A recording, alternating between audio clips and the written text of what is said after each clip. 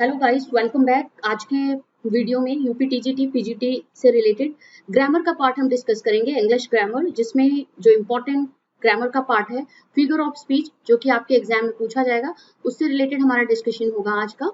और फ्रेंड्स, जल्दी से अपने नोट्स अपने पास रखो और इस क्वेश्चन में जो सेशन होगा एमसीक्यूज का है सेशन, जिसमें मैं आपसे फिगर ऑफ स्पीच डिस्कस करूंगी और क्वेश्चन मैं आपको बताऊंगी और आप उसका आंसर दीजिएगा। ठीक है, इसके बाद मैं आपको आंसर उसका डिस्कस करूंगी। सबसे पहला इसको क्वेश्चन है हमारा first figure of speech, when the sound of a word resembles the meaning it denotes the figure of speech. कौन सा फिगर ऑफ स्पीच डिनोट करता है? जब किसी सेंटेंस में कोई साउंड या वर्ड से रिलेटेड वर्ड का रिजेम्बलेंस होता है और वो एक तरीके का साउंड क्रिएट करता है, तो वो कौन सा फिगर ऑफ स्पीच होता है? Option A, B, C, D available है यहाँ पे। आप जल्दी से इसके आंसर दे दीजिए और आपने इसका आंसर दे दिया होगा। जब भी साउंड की बात आती है फिगर ऑफ स्पीच में, तो वो होता है हमारा ओनोमोटोपोइया। ठीक है, ये साउंड, कोई भी साउंड अगर आपके सेंटेंस में होता है, साउंड क्रिएट करता हुआ वर्ड होता है, जैसे आपका कोई भी सेंटेंस दे दिया जाएगा कि द बर्ड्स आर चर्पिंग, तो उस तरीके के सेंटेंस को में पूछा जाएगा फिगर ऑफ स्पीच क्या है, तो आप वहां पे ओनोमोटोपोइया वो वर्ड का यूज करोगे, वो उस फिगर ऑफ स्पीच पे करेक्टली टिक करोगे।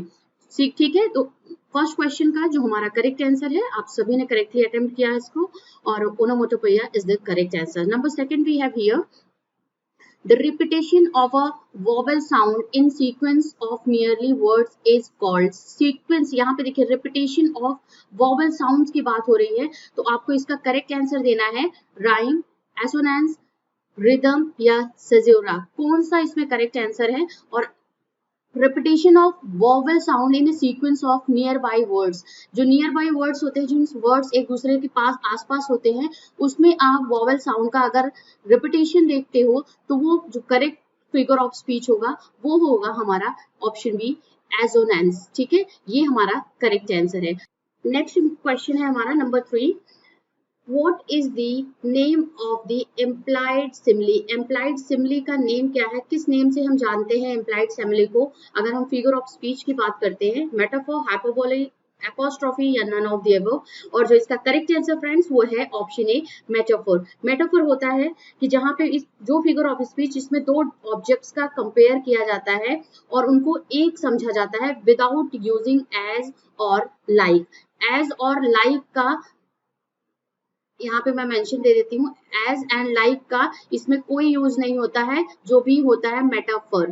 ठीक है, मेटाफर का यही डेफिनेशन होता है कि जहां पे दो से अधिक ऑब्जेक्ट्स का एक दूसरे के साथ कंपेयर किया जाता है, दो ऑब्जेक्ट्स को कंपेयर किया जाता है और उनको एक समझा जाता है और बिना एज और लाइक यूज किए हुए, दैट इज कॉल्ड मेटाफर, और उसको हम एम्प्लाइड सिमिली बोलते हैं। ठीक है, number 4 we have here, which is direct address to the dead, to absent or to personified object or idea। वो कौन सा फिगर ऑफ स्पीच होता है जिसमें किसी डेड को एड्रेस किया जाता है, या जो पर्सन या कोई भी वस्तु, कोई भी थिंग्स ऐसी होती है जो एब्सेंट होती है, अवेलेबल नहीं होती है, और उसको एक पर्सोनिफाइड ऑब्जेक्ट और आइडिया माना जाता है। तो आपको के अकॉर्डिंग वो कौन सा फिगर ऑफ स्पीच होगा? बहुत ही इजी फिगर ऑफ स्पीच है और प्लीज इसको जरूर आप सभी ध्यान से पढ़ के जाइएगा, क्योंकि फिगर ऑफ स्पीच में आपके जितने भी एग्जाम्स होते हैं उसमें से 2 से 3 क्वेश्चंस आपके जरूर पूछे जाते हैं फिगर ऑफ स्पीच से रिलेटेड। तो आप इन चीजों का जरूर ध्यान दीजिएगा कि कौन से फिगर ऑफ स्पीच आपके सिलेबस में है। उन सभी का आज मैंने यहाँ पे उससे रिलेटेड क्वेश्चन मैं लेके आई हूँ आप सभी के लिए। तो इस क्वेश्चन का जो आंसर होगा वो हमारा है ऑप्शन बी। ठीक है, एपोस्ट्रोफी उसको बोलते हैं, जहां पे एड्रेस का अगर आप देख लेते हो तो वो बात आ जाती है वहां पे एपोस्ट्रोफी की। तो 4 का जो करेक्ट आंसर है वो क्वेश्चन हमारा ऑप्शन बी है। Number 5 we have here, what is the figure of speech when the real meaning is exactly the opposite of that which is expressed by words apparently. कौन सा figure of speech होता है जहां पे real meaning को exactly उसको opposite करके express किया जाता है बाय वर्ड्स अपरेंटली, जो वर्ड्स होते हैं उसके थ्रू उसको एक्सप्रेस किया जाता है, तो उसमें कौन सा फिगर ऑफ स्पीच होगा? और 5 का जो हमारा करेक्ट आंसर है वो है हमारा आयरनी। ठीक है, सेंटेंस में जो हमारा दिया है, pluck from the memory of a rooted sorrow। इस फिगर ऑफ स्पीच में कौन सा आपका फिगर ऑफ स्पीच यूज करा गया है इस सेंटेंस में? इसका आंसर देना है plug from the memory a rooted sorrow. And उसका जो करेक्ट आंसर है ऑप्शन डी है। ये हाइपरबोली है, किसी चीज को बहुत ज्यादा बढ़ा चढ़ा के एग्जैगरेट करके उस चीज को डिस्क्राइब करना, उसको हम बोलते हैं hyperbole. And plug from the memory a rooted sorrow, ये बात हो रही है यहाँ पे इस सेंटेंस में, इसीलिए हमारा क्वेश्चन नंबर 6 का ऑप्शन डी जो है वो करेक्ट आंसर है। Number 7 we have here the figure of speech the holy time is quite as a nun. इसमें आपको बताना है कौन सा फिगर ऑफ स्पीच है, बहुत इजी क्वेश्चन है और आप इसी वर्ड से इसको समझ जाइए कि इसमें कौन सा फिगर ऑफ स्पीच होगा। And yes of course we have option D is the correct answer. Simile है, जहां पे दो चीजों का कंपैरिजन होता है और उसमें एज या लाइक वर्ड का जरूर यूज होता है, दैट इज कॉल्ड सिमिली। और मेटाफर की वही हम बात कर लें या इम्प्लाइड सिमिली की बात कर लें, तो जहां पे दो चीजों का कंपैरिजन होता है विदाउट यूजिंग लाइक और एज, ठीक है। Next we have number 8 the sea that bears her bosom to the moon. ये इसमें कौन सा आपका फिगर ऑफ स्पीच है इस सेंटेंस में, और ये किसकी स्पीच है, किस पोएम से ली गई है, आपको किसने ये स्पीच बोली है, किसका ये पोएटिक लाइन है, आपको इसका भी आंसर देना है, तो जरूर मुझे दीजिएगा कमेंट सेक्शन में। The sea that bears her bosom to the moon is the figure of speech is, इसमें कौन सा फिगर ऑफ स्पीच है जल्दी से बता दीजिए।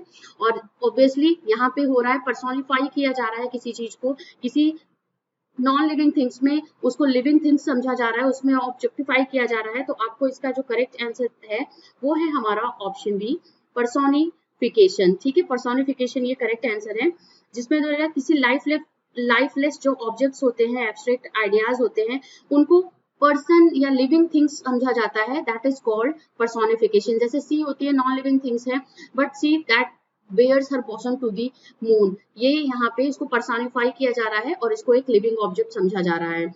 Number 9 we have here the rhyming of vowel sounds without the rhyming of consonant is known as. जहाँ पे वोवेल साउंड का राइमिंग होता है और उसमें बिना वोवेल जो कॉन्सोनेंट्स होते हैं उनके राइमिंग साउंड को यूज किए बिना, तो आपको उसका बताना है आंसर कि इसमें कौन सा ऑप्शन करेक्ट है क्वेश्चन नंबर 9 का, और जो हमारा है that is option D assonance. Assonance की हमने बात की, जहां पे वोवेल साउंड्स का रिपीटेशन, वोवेल्स वर्ड्स का रिपीटेशन बार बार होता है सेंटेंस में और एक दूसरे के आसपास वो रहते हैं वर्ड्स, वहां पे हम उसको एसोनेंस बोलते हैं, ठीक है। ये आप ध्यान दीजिएगा, the rhyming of vowel sound without the rhyming of consonants is known as assonance.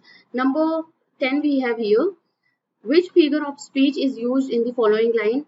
Alone, alone, all alone, alone, on the wide, wide sea. इसमें आपको बताना है कौन सा फिगर ऑफ स्पीच है, और ये सेंटेंस आप ध्यान दीजिएगा, इसमें अगर आपको एसोनेंस भी पूछा जाएगा तो वहां भी आप इसका करेक्ट नहीं होगा, तो आपको बताना है क्वेश्चन नंबर 10 का जो करेक्ट आंसर है वो हमारा कौन सा आंसर है। Alone, alone, alone, all alone on the wide, wide sea. And the correct answer we have option B, alliteration यहाँ पे करेक्ट आंसर है। और alliteration की डिफिनेशन हम देख लेते हैं, जहां पे होता है, देखिए एसोनेंस की बात की कि वोवेल साउंड का रिपीटेशन होता है उसके आसपास के वर्ड्स में, बट यहाँ पे जो इनिशियल वर्ड होता है alliteration की अगर बात करते हैं तो sequence of repetition of initial sound, जैसे अलोन, अलोन का यहाँ पे देखिए बार बार हो रहा है अलोन, all, यहाँ पे on a, ठीक है। तो दैट्स व्हाई ये जो सेंटेंस होगा ये हमारा है alliteration, ये हमारा करेक्ट आंसर है। Alone, alone, all, alone, alone, on a wide, wide sea, ठीक है। तो आप इसको समझ जाइएगा कि ये हमारा, और इसमें कोई भी आपका हो सकता है, जैसे आपने यहाँ पे वोवेल साउंड का आप रिपीटेशन हो रहे हो और आप एक बहुत ही फेमस स्पीच है, जो फेमस हमारा लाइन है इसी से रिलेटेड, वो है हमारा टेम्पेस्ट पोएम से रिलेटेड, फुल फैंथम 5 दाई फादर लाइज। ये है हमारा नेक्स्ट स्पीच जो इसी एग्जाम्पल को करेक्टिफाई करता है, इसी एलिट्रेशन को एग्जाम्पल है इसका एलिट्रेशन का, फुल फैंथम 5 दाई फादर लाइज, ठीक है। अब यहाँ पे एफ देखिए, एफ का जो यूज है वो बार बार हो रहा है, एफ एंड एफ का, ठीक है। तो यहाँ पे जो इनिशियल वर्ड होता है उसका रिपीटेशन इसी सेंटेंस में अगर बार बार होता है तो दैट इज कॉल्ड एलिट्रेशन, चाहे वो आपका वॉवेल से रिलेटेड सेंटेंस वर्ड्स हो या जो सिलेबल होता है या आपको कॉन्सोनेंट से related. Next we have number 11, What is the figure of speech in the following sentence? Authority forgets a dying king. इसमें आपको बताना है authority forgets a dying king, इसमें कौन सा figure of speech है। नंबर 11 क्वेश्चन का जो करेक्ट आंसर है यहाँ पे ऑप्शन ए है, पर्सोनिफाई किया जा रहा है अथॉरिटी को, ठीक है, इसको हम पर्सोनिफाई कर रहे हैं, forgets a dying king, इसीलिए इसमें जो फिगर ऑफ स्पीच होगा वो हमारा पर्सोनिफिकेशन होगा, क्योंकि किसी नॉन लिविंग थिंग को हम लिविंग थिंग समझ के उसको पर्सोनिफाई कर रहे हैं, तो that's why it would be personification. Next we have number, which is the figure of speech used in the sentence friendship is the sheltering tree. ठीक है, शेल्टरिंग ट्री क्या है, फ्रेंडशिप एक शेल्टरिंग ट्री है, आपको इसका आंसर देना है और करेक्ट आंसर जो हमारा ऑप्शन डी का है वो है 12 नंबर क्वेश्चन का ऑप्शन डी, मेटाफर, क्योंकि यहाँ पे फ्रेंडशिप को शेल्टरिंग ट्री समझा जा रहा है, इसमें कंपैरिजन किया जा रहा है, friendship is like a sheltering tree. अगर यहीं पे लाइक होता तो उसको हम सिमिली बोलते, बट यहाँ पे लाइक नहीं है, तो इसलिए ये जो है दो थिंग्स का यहाँ पे कंपैरिजन हो रहा है और एक दूसरे को एक ही समझा जा रहा है, friendship is like a tree, sheltering tree है, तो इसी वजह से ये हमारा सेंटेंस जो है वो मेटाफोर फिगर ऑफ स्पीच को डिनोट करता है। Number 13 we have Milton thou shouldst be living at this hour, ये भी बहुत ही फेमस स्पीच है, बताइए किसने कहा है ये स्पीच मिल्टन के लिए, Milton thou shouldst be living at this hour. Figure of speech find out करना है आपको और ये हमारा करेक्ट जो आंसर है, मिल्टन को देखिए यहाँ पे संबोधित किया जा रहा है, एड्रेस किया जा रहा है, और एड्रेस किसमें आपका होता है आपको बताना है, and we have the correct answer option C हमारा है 13 का, एपोस्ट्रोफी। यहाँ पे देखिए एपोस्ट्रोफी मार्क भी है, ये हमारा एपोस्ट्रोफी मार्क है,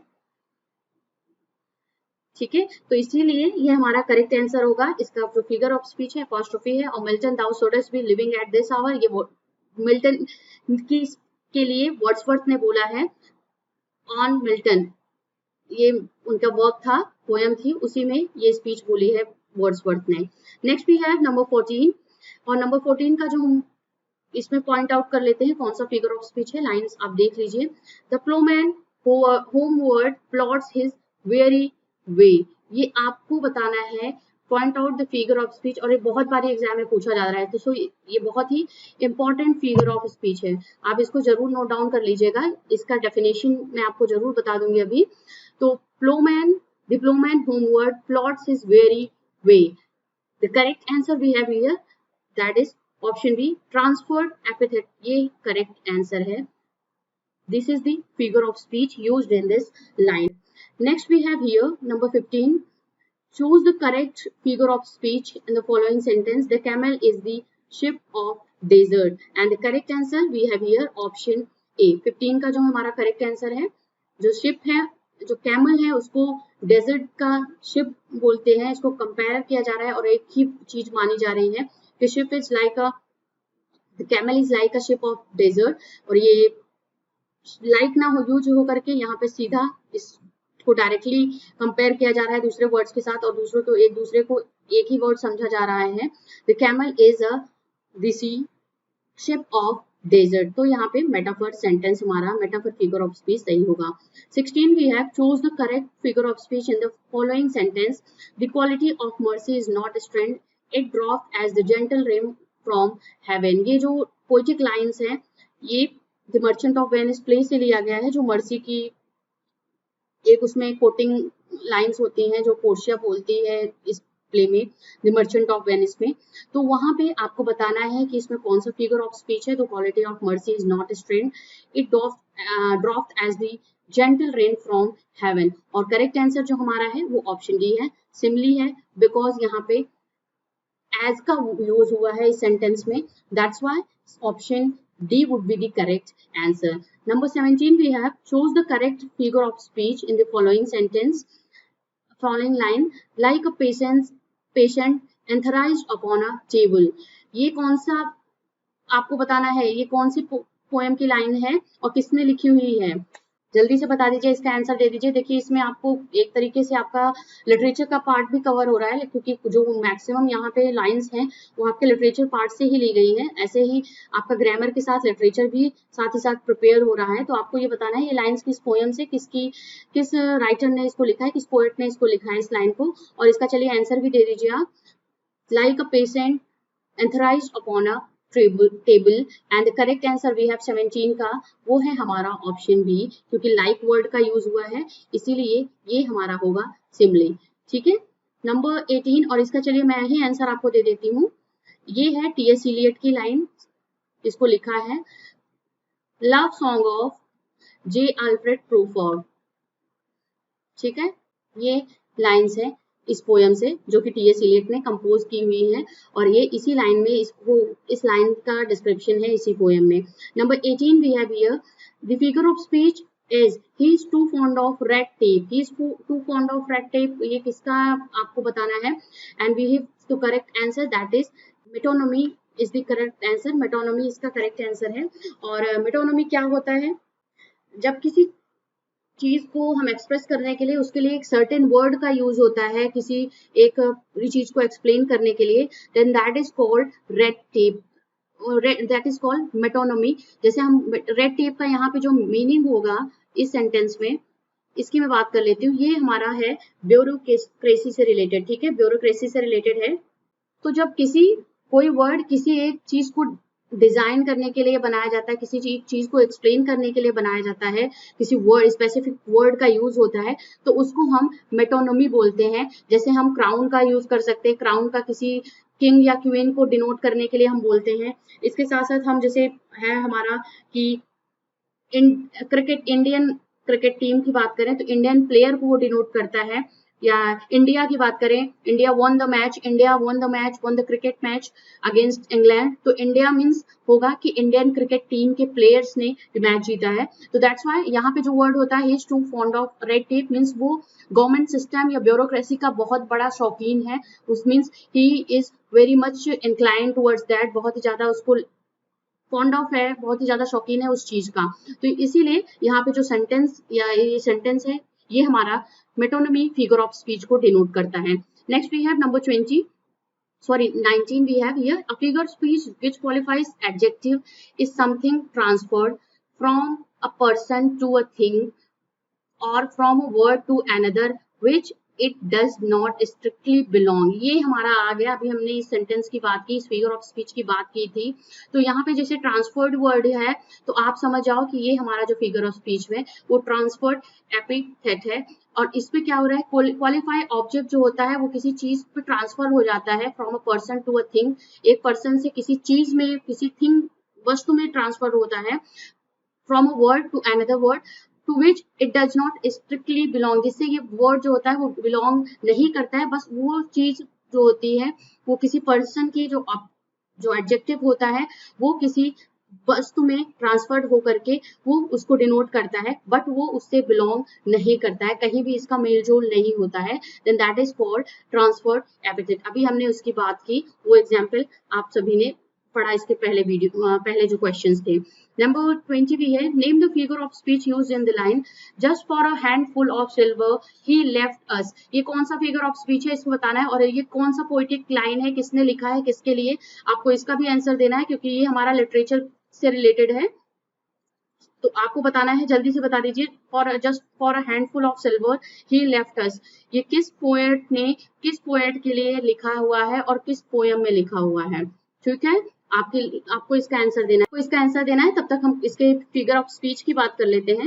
नंबर 20 क्वेश्चन का जो हमारा करेक्ट फिगर ऑफ स्पीच है वो है हमारा option C, synecdoche. Synecdoche is the correct answer. Just for a handful of silver he left us, इसके मैं लिटरेचर के पार्ट की बात कर लूं, चलिए इसका आंसर भी मैं बता देती हूँ आपका। लॉस्ट लीडर से ये लाइन ली गई है, जो ब्राउनिंग की पोएम है, ये ब्राउनिंग की पोएम है, और ये लिया गया है लॉस्ट लीडर, किसको बोला गया है, वर्ड्सवर्थ को। ठीक है, लॉस्ट लीडर बोला गया है वर्ड्सवर्थ को, और पोएम है ब्राउनिंग की, और इसमें जो फिगर ऑफ स्पीच है दैट इज सेनेक्टोकी। यहाँ पे जैसे ये है फिगर ऑफ स्पीच, सेनेक्टोकी का जो फिगर ऑफ स्पीच है इसके डेफिनेशन की बात कर लें तो यहाँ पे होता है, a part is used to designate the whole or a whole to designate a part। ठीक है, जब कोई पार्ट किसी, जैसे यहाँ पे just for a handful of silver, यहाँ पे मीन्स होता है एक अवार्ड के लिए, एक पुरस्कार के लिए या एक इनाम की राशि के लिए। यहाँ हैंडफुल ऑफ सिल्वर की बात हो रही है, इनाम की राशि के लिए उन्होंने हमें छोड़ दिया। तो यहाँ पे जब कोई एक पार्ट कोई एक सेंटेंस किसी को, कोई एक पूरा सेंटेंस किसी एक पार्ट को डिनोट करता है या कोई एक पार्ट किसी पूरे पार्ट को डिनोट करता है, तो वहां पे उसको बोला जाता है सेनेक्डोकी। एंड तो 21 क्वेश्चन का हमारा जो ये ऑप्शन है हमारा, the figure of speech in which we ascribe intelligence and personality to inanimate things is known as. 21 का जो हमारा करेक्ट आंसर है वो हमारा है ऑप्शन सी, पर्सोनिफिकेशन, जिसमें हम किसी पर्सनालिटी, इनएनिमेट थिंग्स को हम उसको पर्सनालिटी देते हैं या इंटेलिजेंस देते हैं, जो एक नॉन लिविंग थिंग्स होती है जिसमें जान नहीं होती है।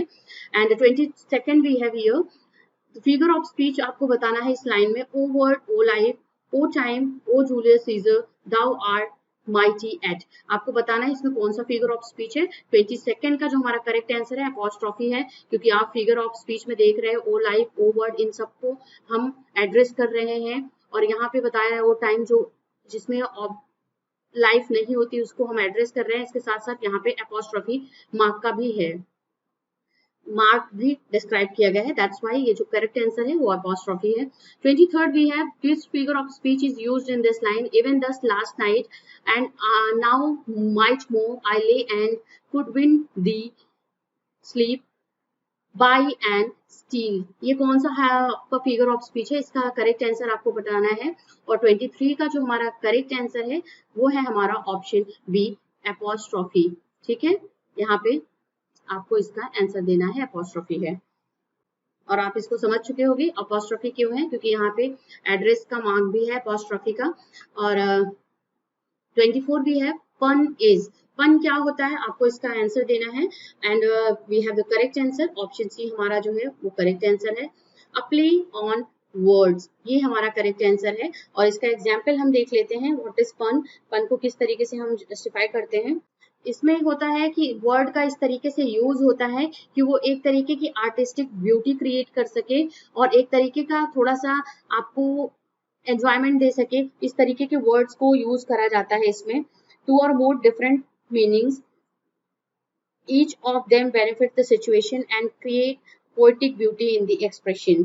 आपको ये बताया जाता है कि इसमें किस तरीके से पोएटिक ब्यूटी क्रिएट करने के लिए उस वर्ड का यूज होता है, जो एक तरीके से हमें दो या दो से अधिक वर्ड की उसकी मीनिंग होती है, बट वो हमें एक तरीके का वो पोएटिक ब्यूटी यूज करने के लिए उसको सेंटेंस में यूज करा जाता है, and that is upon.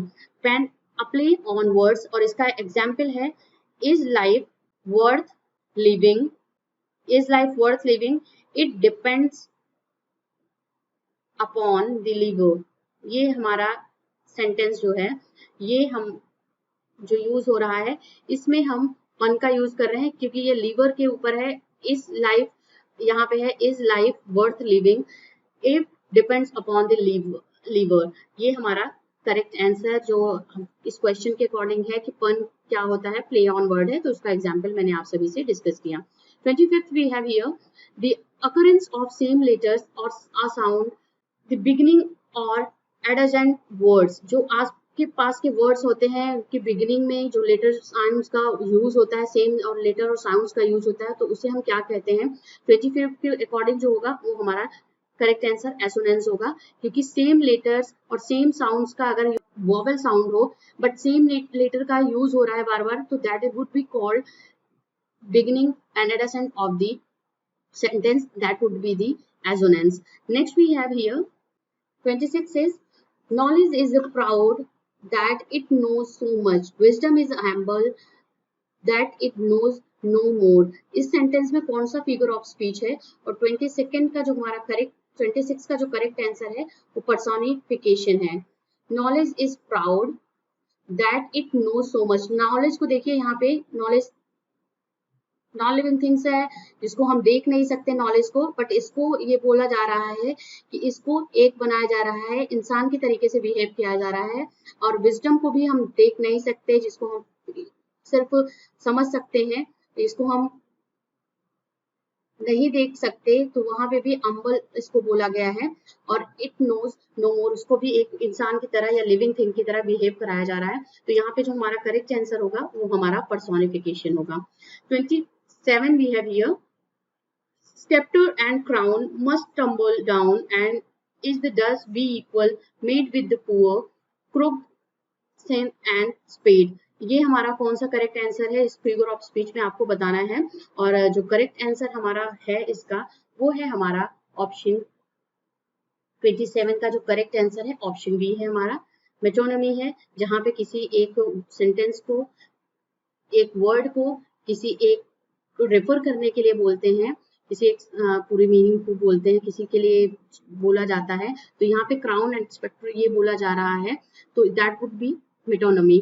Next number 28 we have here, the figure of speech in the line sweet seat a bird loveliest village of the plain where health and plenty cheered the laboring swain। ये कौन सा figure of speech है? 28 का correct answer जो हमारा है वो है हमारा एपोस्ट्रोफी। ठीक है, करेक्ट आंसर हमारा एपोस्ट्रोफी है। 29 is, name the figure of speech used in the line the soldier fights for glory and a shelling day। ये कौन सा आंसर है, करेक्ट आंसर है? इसका ऑप्शन आपके सामने अवेलेबल है, इसमें से आपको बताना है 29 क्वेश्चन में। और जो हमारा है वो है हमारा anti climax is the correct answer. Number 30 is, which figure of speech is in this sentence, golden lads and girls all must as chimney sweepers to come to dust. यहाँ पे बात हो रही है कि गोल्डन लैड्स या girl हो, सभी को चिमनी स्वीपर्स की तरह जो है उनको डस्ट में ही मिलना है, मींस डेथ सभी के लिए इक्वल होती है। ये बात इस सेंटेंस में बताई जा रही है इस फिगर ऑफ स्पीच में। तो आपको बताना है कि कौन सा फिगर ऑफ स्पीच है। और 30 का जो हमारा करेक्ट आंसर है वो हमारा एंटीथेसिस है, ये करेक्ट आंसर है। ठीक है, golden lads and girls all must as chimney sweepers come to dust। 31 is, we have here, the naked every day he clad where he when he put on his cloth। ये बात हो रही है, the naked every day he clad when he put on his clothes। तो 31 का भी जो correct answer है वो हमारा ऑप्शन सी है। ये पन है, प्ले ऑन वर्ड्स किया जा रहा है कि मतलब वर्ड का यूज करा जा रहा है जो कि एक तरीके से लाफ्टर क्रिएट कर सके। Now 32 we have, O mischief, thou art swift to enter in the thoughts of desperate man। And the correct option according to this question कि कौन सा figure of speech इसमें है, and we have here apostrophe। O mischief को यहाँ पे personic address किया जा रहा है, O mischief, thou art swift to enter in the thoughts of desperate man। 32nd question we have here। 33rd is, live wide as earth has its summit in heaven। इसमें बताना है कौन सा figure of speech है 33 में, and that is simile. ठीक है, live wide as अर्थ का बात हो रही है यहाँ पे, एज सेंटेंस ये एड वर्ड का यूज हो रहा है इस सेंटेंस में। तो यहाँ पे फिगर ऑफ स्पीच होगा वो हमारा सिमिली होगा। Next we have 34, speech was given to a man to conceal his thoughts. ये कौन सा फिगर ऑफ स्पीच होगा? Speech was given to a man to conceal his thoughts. और 34 का जो हमारा करेक्ट आंसर है वो हमारा है एपिग्राम। ये हमारा करेक्ट फिगर ऑफ स्पीच है। 35 we have, sweet themes run softly till I end my song। and the correct answer we have apostrophe से आप समझ जाइए इसका यूज हुआ है। और स्वीट थीम्स को एड्रेस किया जा रहा है कि आप धीरे बहो या आप धीरे चलो, बिकॉज मैं जब तक मैं अपना सॉन्ग एंड ना कर लूँ, खत्म ना कर लूँ, तब तक आप थोड़ा स्लोली चलो या स्लोली आप थोड़ा मूव ऑन करो। The correct answer option A apostrophe 35 का। एंड 36 का जो हमारा यहाँ पे दो बारी यहाँ पे अपॉस्ट्रोफी हो गया है, ये हमारा पर्सोनिफिकेशन होगा यहाँ पे। ठीक है, तो ये हमारा ऑप्शन ए जो है apostrophe is the correct answer. 36 का है, errors like straw upon the surface flow, he who would search for pearls must dive below। ये कौन सा फिगर ऑफ स्पीच है? Errors like straws upon the surface flow, he who would search for pearls must dive below। so correct answer जो है 36 का वो हमारा है डी सिमिली, क्योंकि यहाँ पे लाइक जो वर्ड है इसका यूज करा जा रहा है इस सेंटेंस में। नंबर 37 भी है, they speak like saints and act like devils. आप बताइए इसमें कौन सा सेंटेंस है, इस सेंटेंस में कौन सा फिगर ऑफ स्पीच है। और 37 की बात मैं करूं तो यहाँ पे जो होता है वो हमारा है एंटीथेसिस। ऑप्शन डी हमारा करेक्ट आंसर है। एंटीथेसिस ऑक्सीमोरॉन इसलिए नहीं होगा क्योंकि जो सेम सेंटेंस में जो वर्ड्स होते हैं एक दूसरे के ऑपोजिट होते हैं। अगर हम ऑक्सीमोरॉन की बात करें तो बट हमारा एंटीथेसिस में होगा कि इसमें तो क्लॉजेस यूज करते हुए एक सेंटेंस होता है, एक क्लॉज होता है, वो दूसरे क्लॉज को कॉन्ट्राडिक्ट करता है या उसके ऑपोजिट होता है। जैसे यहाँ पे they speak like saints but act like devils. Devils की तरह वो बोलते तो सेंट की तरह है, जैसे बहुत साधु महात्मा की तरह बोलते हैं, बट डेविल्स की तरह बिहेव करते हैं। उनके जितने भी कार्य हैं, जितने भी काम है वो डेविल्स के काम है। तो that's why it would B antithesis, जहाँ पे सेम सेंटेंस में दो क्लॉजेस एक दूसरे को ऑपोजिट या एक दूसरे को कॉन्ट्राडिक्ट करते हैं।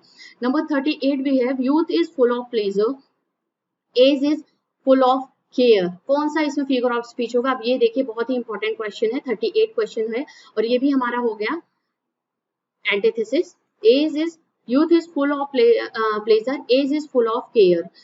नंबर 39 भी है हेल स्माइलिंग मॉर्न। यहाँ पे स्माइलिंग मॉर्न को हेल किया जा रहा है, मीन्स इसकी जय बोला जा रहा है, तो आपको इसको बताना है कौन सा फिगर ऑफ स्पीच है।